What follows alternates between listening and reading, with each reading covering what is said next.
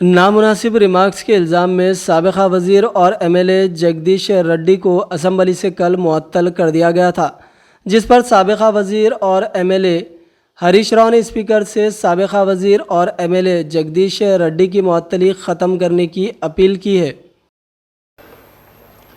నిన్న శాసనసభలో BRS party శాసనసభ్యులు జగదీష్ రెడ్డి గారిని సస్పెండ్ చేసిన విషయం మనందరికీ తెలిసిందే.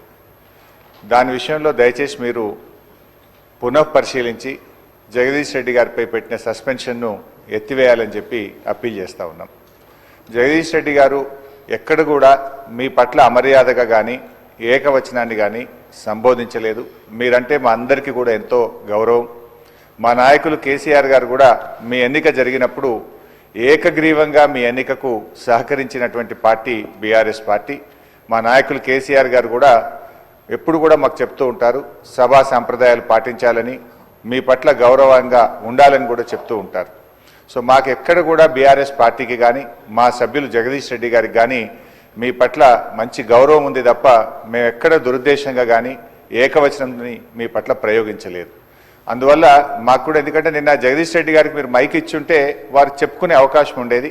వారికి చెప్పుకునే అవకాశం లేకుండానే సస్పెన్షన్ జరిగింది కనుక మీరు ఒకసారి పునఃపరిశీలించి వారిని సభలోకి వచ్చే విధంగా సస్పెన్షన్ ఎత్తివేయాలని మా తరఫున విజ్ఞప్తి చేస్తున్నాం.